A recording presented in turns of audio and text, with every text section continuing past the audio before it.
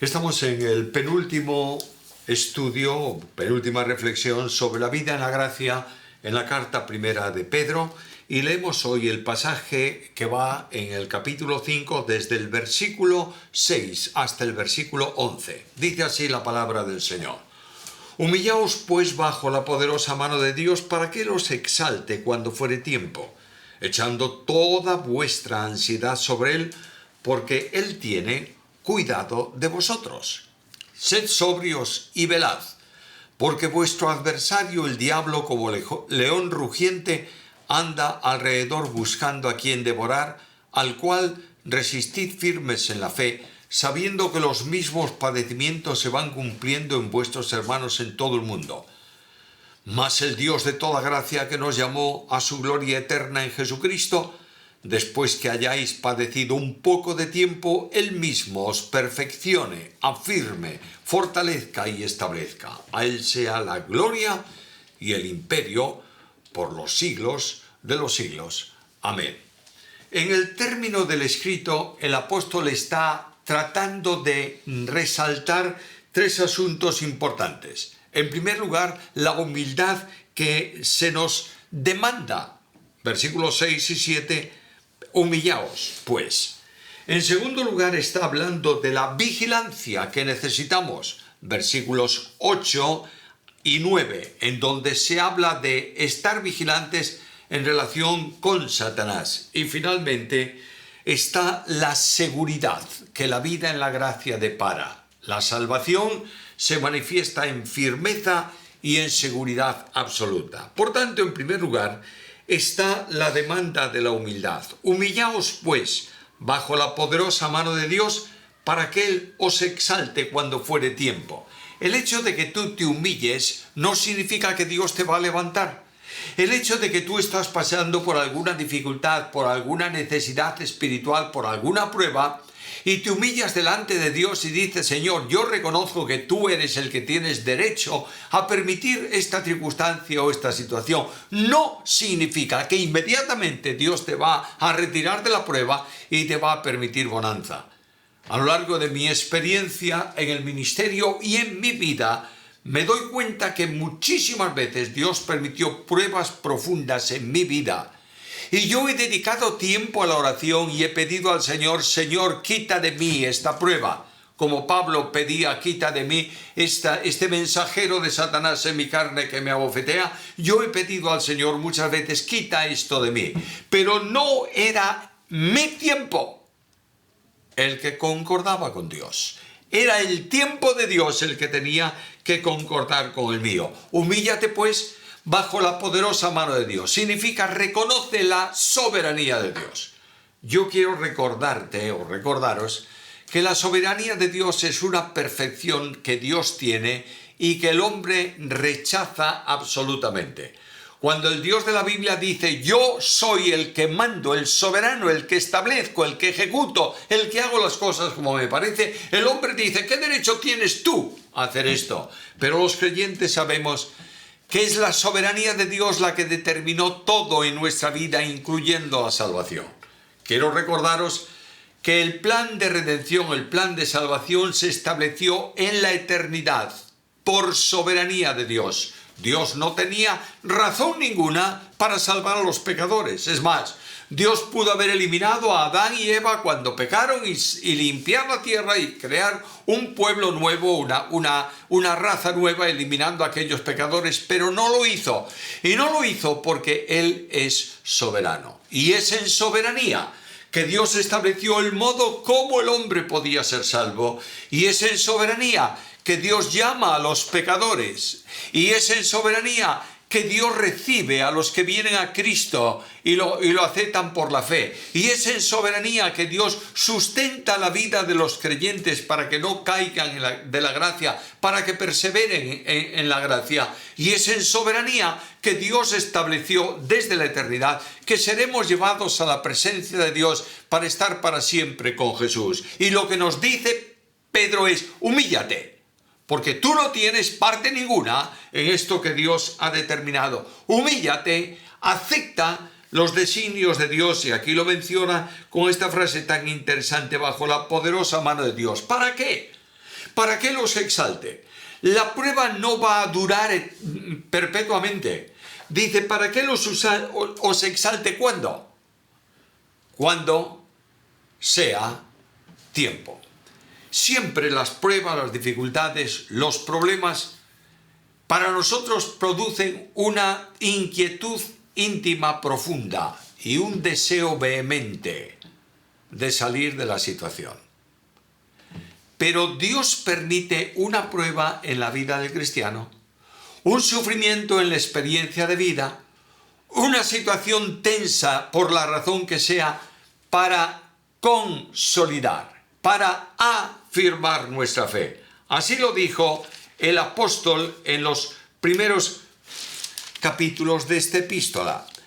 Dice, versículo 6 del capítulo 1, en lo cual vosotros os alegráis, aunque ahora, por un poco de tiempo, si es necesario, tengáis que ser afligidos en diversas pruebas, para que sometida a prueba vuestra fe, mucho más preciosa que el oro, el cual, aunque perecedero se prueba con fuego, sea hallada en alabanza, gloria y honra cuando sea manifestado Jesucristo. De manera que Dios permite esto para afirmar nuestra fe.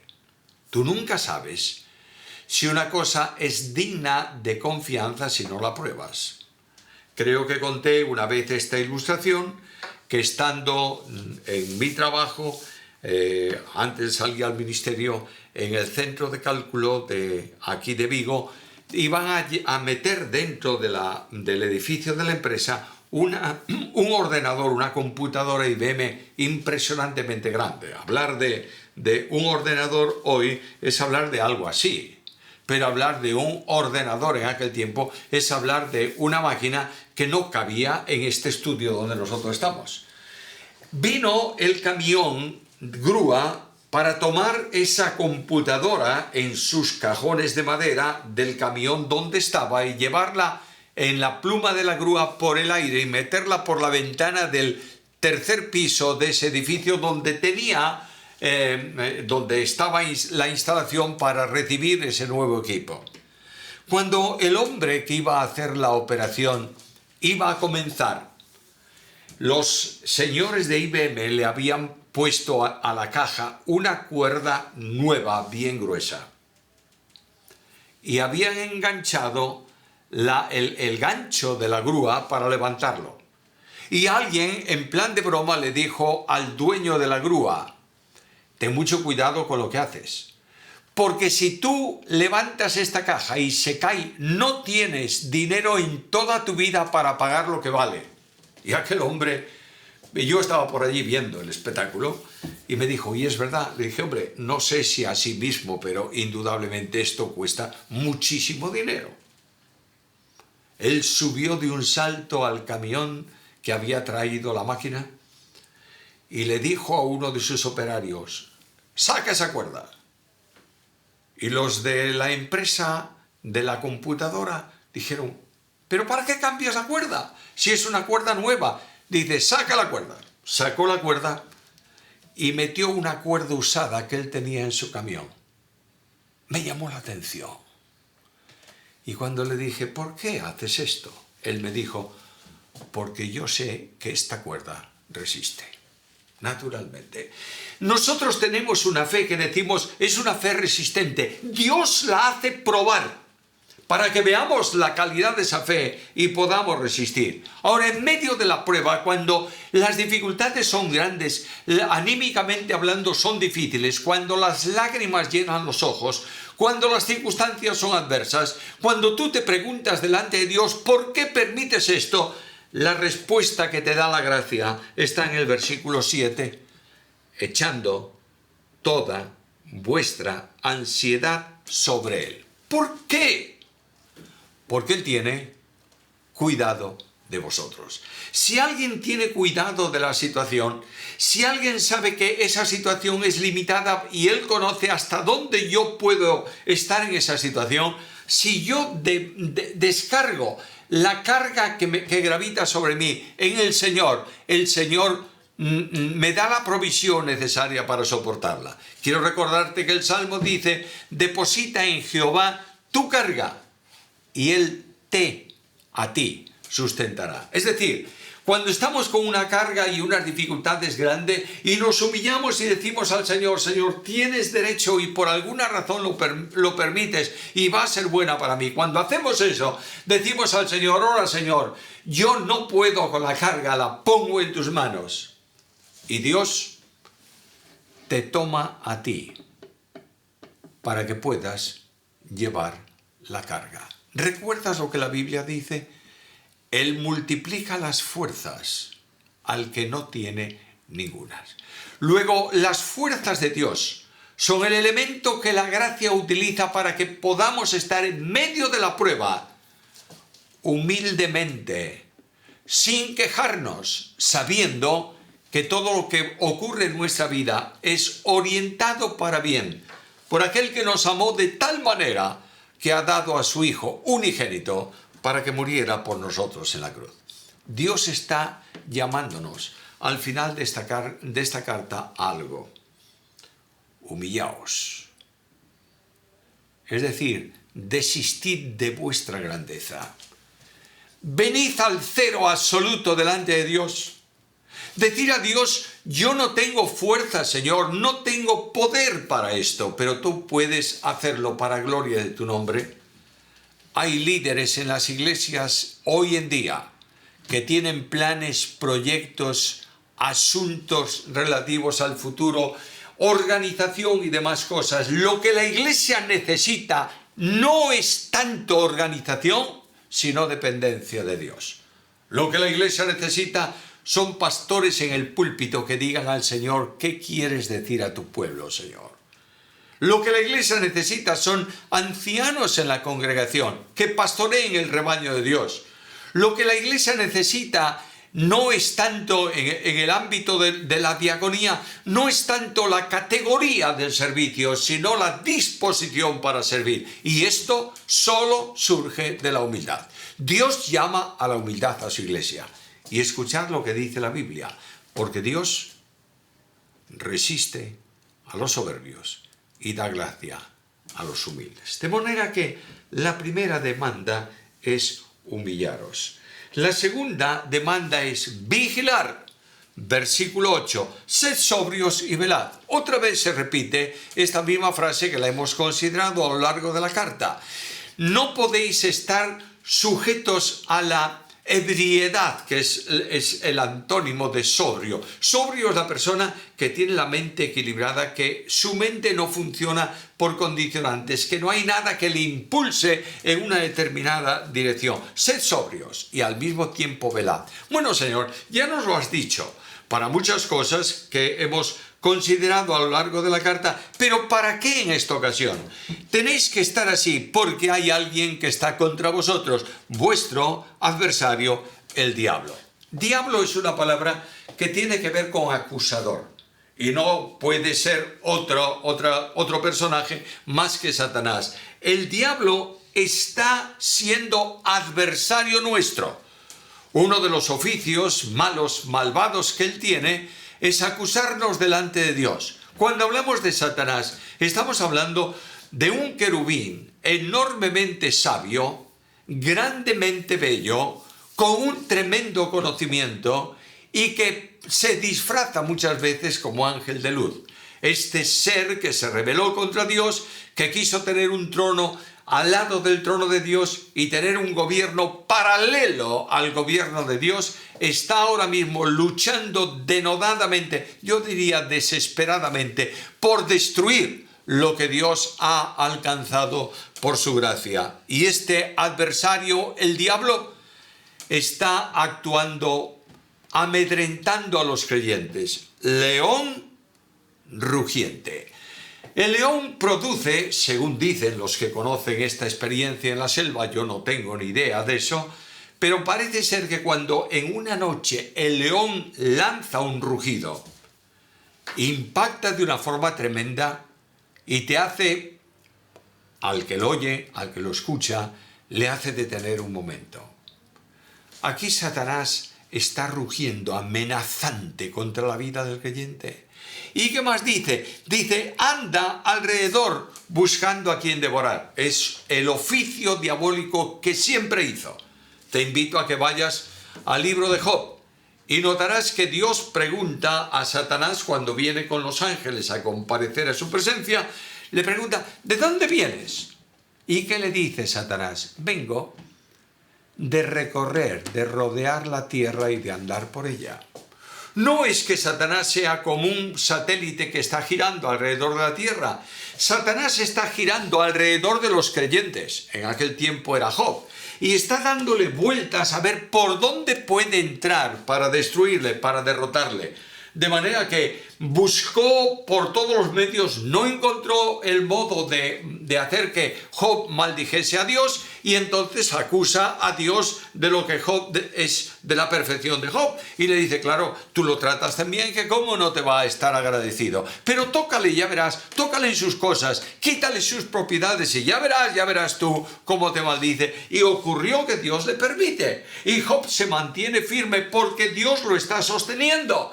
Y un poco más adelante, Satanás vuelve a decirle, claro, le ha sacado todo, pero al fin y al cabo los bienes materiales pueden ser alcanzados, pero tócale la salud, ya verás, y tócale la familia. Y Dios permite todas esas cosas, y Dios está sustentando la fe de Job. De manera que Job llega un momento en su experiencia que está siendo cuestionado por sus amigos. Los amigos están diciéndole a Job, mira, tú no eres una persona perfecta, porque si fueras perfecto, Dios no te trataba a ti. Te está tratando como un malvado. Tú tienes pecado en tu vida sin confesar. No nos cuentes historias, Job. No podemos creerte. Confiesa tu pecado, restaura tu relación con Dios para que Dios te bendiga. Y Job dice, es verdad que no soy perfecto, pero no tengo pecado notorio o oculto por el cual Dios me trate de esta manera. Y llega el momento en que Job ya no puede defenderse y dice, yo sé que mi Redentor vive y que se levantará en el polvo, y después de deshecha está mi piel, he de ver en mi carne a Dios. Y muchos dicen, mira, el consuelo de Job es la esperanza de la vida eterna en la gloria con el Señor. No sé cuál era la revelación de Job sobre ese asunto, pero no está hablando de cielo. Está diciendo, mira, Señor, yo estoy aquí en el polvo, en la ceniza, en la porquería, porque no puedo vivir en la casa, porque mi aliento es hediondo, porque me salen los gusanos por las manos, no puedo vivir en otro sitio más que aquí, en donde la basura se quema, y estoy en el lugar único donde la vida mía tiene una razón de ser y un lugar para estar.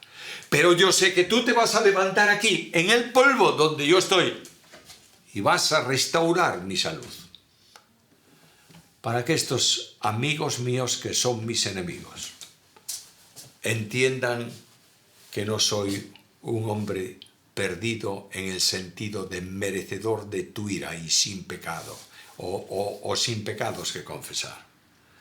Cuando tú llegas a esta dimensión, Satanás anda como un león rugiente a tu alrededor, pero no va a alcanzarte más allá de lo que Dios permite.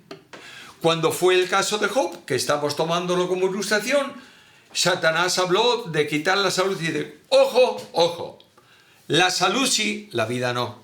De manera que Dios tiene control sobre cualquier situación y sabe hasta dónde es bueno para nosotros. Ahora, este león rugiente que es el demonio, anda a nuestro alrededor buscando a quien devorar. Y en ese sentido lo que está diciendo Pedro es que tiene un propósito y un programa: destruir nuestra vida espiritual, derribarnos a tierra y que no seamos ya un elemento de bendición, sino de contratestimonio. Lamentablemente, Satanás gana muchas veces en este terreno al creyente. Y lamentablemente Satanás muchas veces produce, conduce y consigue caídas en la vida cristiana que destruyen el testimonio de esa persona definitivamente. Muchas veces grandes líderes en la obra han sido asediados por Satanás, han cedido a la tentación, han caído en el pecado y son un problema hoy como referente en el mundo del testimonio entre los creyentes. Busca a quien devorar. ¿Qué tengo que hacer entonces, Señor? Estad sobrios y velando. Pedro sabe muy bien las consecuencias de no velar. ¿Recordáis que el Señor dice a Pedro, velad y orad? ¿Para qué? Para que no entréis en tentación. ¿Qué ocurrió con Pedro? Se durmió. ¿Cuál es el resultado? Él cae hasta negar al Señor. Ahora, añade algo más. Al demonio no se le maldice, no se le ataca, no se le ata, como algunos afirman, simplemente se le resiste. Versículo 9, al cual a Satanás resistid firmes en la fe.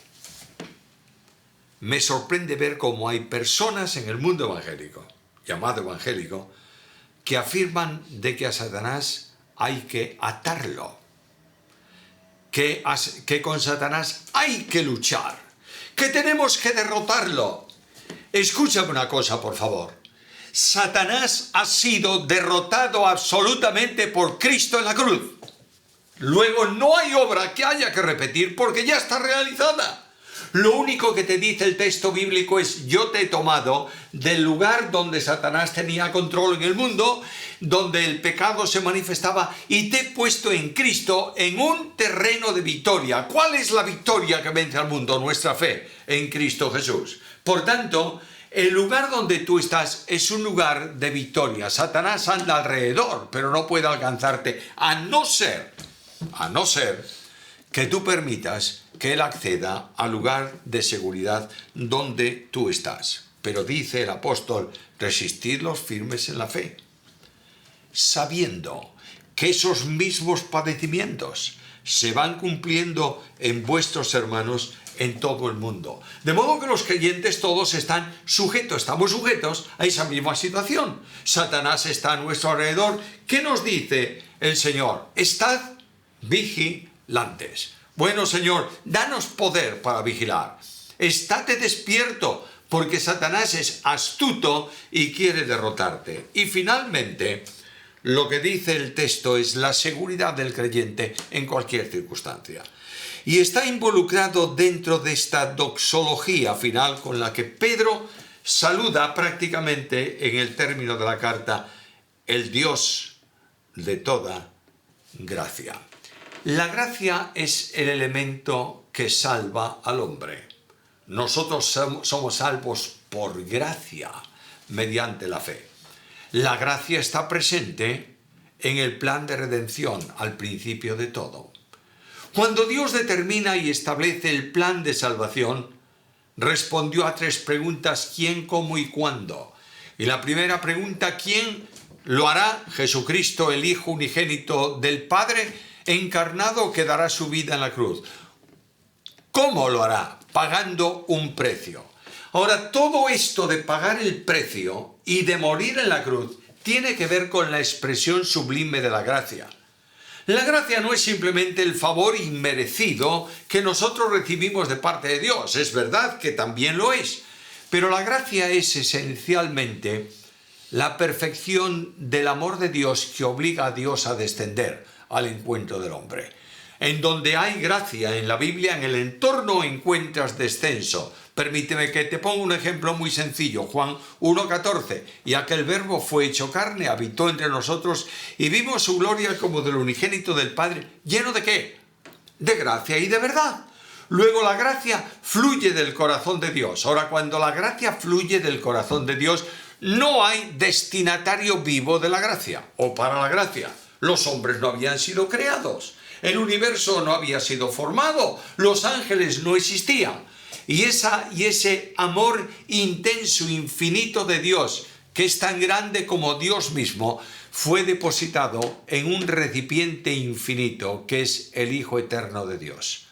De manera que cuando un día en el tiempo de los hombres, Dios irrumpe en el mundo, vestido de hombre, vestido de humanidad, para hacer la obra de redención, Juan dice que la gracia y la verdad vinieron con Jesucristo.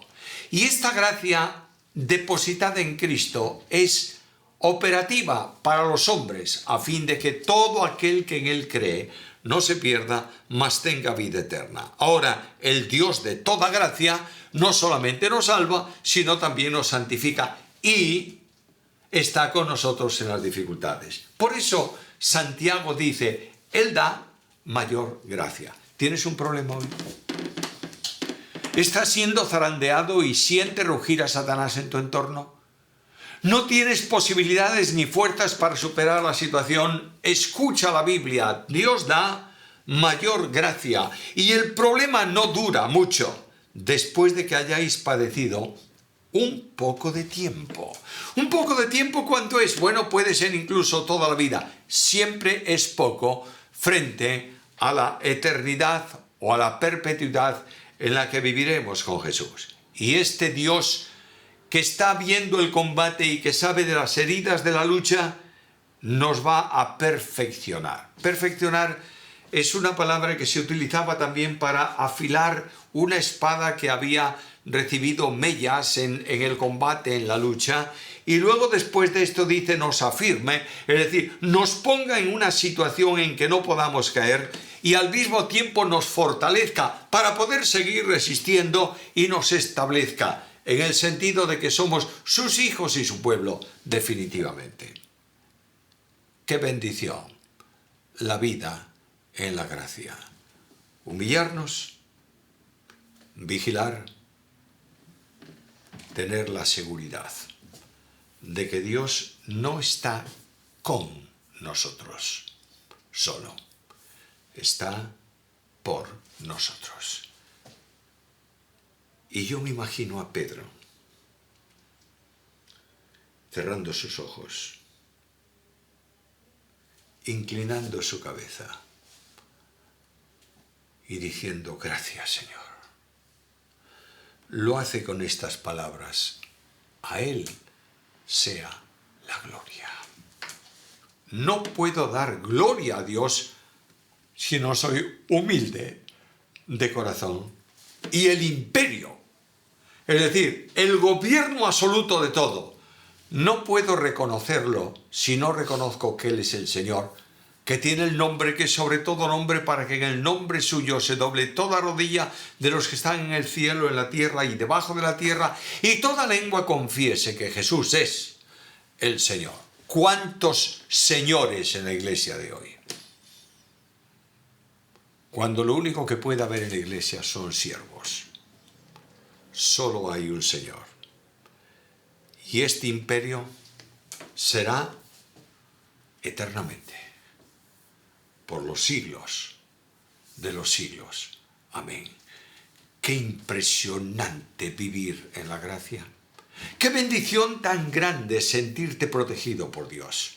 Yo pido al Señor que prácticamente al final de esta serie de reflexiones sobre la epístola primera de Pedro, queda una sola, podamos sentir ahora mismo que la gracia de Dios nos sostiene y podamos decir con Pedro y con toda la iglesia: a ti, Señor, sea la gloria y el imperio por los siglos de los siglos. Amén.